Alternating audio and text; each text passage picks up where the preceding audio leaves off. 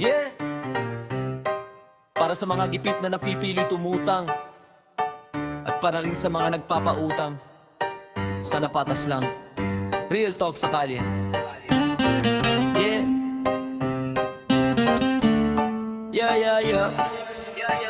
Real talk sa kalye. Doble sa 2 buwan, parang di na makatao. Pag singilan ka lang mo, binili na pagkatao. Nagtiwala lang naman, bakit sobra ang tubo? Kapag gipit ang tao, lalo pang nilulubog. Dahan-dahan lang sana sa paniningilyo. Hindi lahat may takas, madalas wala lang trabaho. At sa may mga utang, wag matakot magsumbong. Kapag may pananakot na, may batas na tutulong. Naangutang si kuya kasi kulang pambayad renta, panggatas ng anak, panggamot ni nanay sa benta. 5,000 hiniram, akala niya kaya pa. Pagdating ng 2 buwan, 10,000 na pala. Kada araw may text na asan na bayad mo. May post pa sa Facebook, parang kriminal na tao. Minsan pinapahiya pa sa kapitbahay mismo. Parang nakalimutang tao rin may puso. May iba pa tatawa kahit gabi at umaga. Pag di nasagot galit agad, parang may baril na dala. Hindi naman tumatakbo, gipit lang talaga. Pero bakit kung maningil parang gustong manghiya? Kung negosyo ang pautang, sana legal at malinaw. May permit, may resibo, hindi puro pananakot lang. Hindi porket may unang wala ng karapatan. Batas pa rin ang hahawak sa bawat mamamayan. Doble sa 2 buwan, parang di na makatao. Pag singilan ka lang mo, binili na pagkatao. Nagtiwala lang naman, bakit sobra ang tubo? Kapag gipit ang tao, lalo pang nilulubog.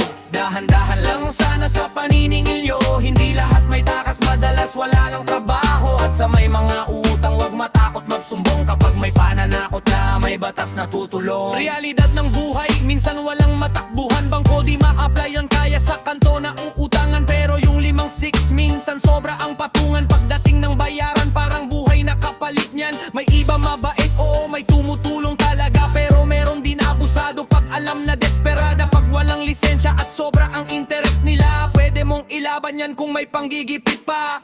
Huwag kang matakot pag pinost ka sa social media. Kung may pagbabanta, pwede yang ebidensya. Kahit mahirap buhay, may dangal ka pa rin kapatid. Hindi dahilan ng utang para yurakan ng isip. Hindi masamang umutang kung kailangan mabuhay. Pero sana patas lang ang bawat kasunduan. At sa mga naniningil, alalahanin nyo rin, isang sakit lang minsan, lubog na ang pamilya rin. Doble sa 2 buwan, hirap ng makahinga. Kada tawag, kada text, puro galit at mura. Pero kapit lang kapatid, may paraan pa rin. Basta lumaban ng tama, wag susuko sa dilim. Respeto sa tao kahit may pagkakautang. Hindi lahat tamad, minsan gipit lang talaga. At kung sobra na ang abuso at pananakit nila, may batas para protektahan ng bawat mahirap na tao.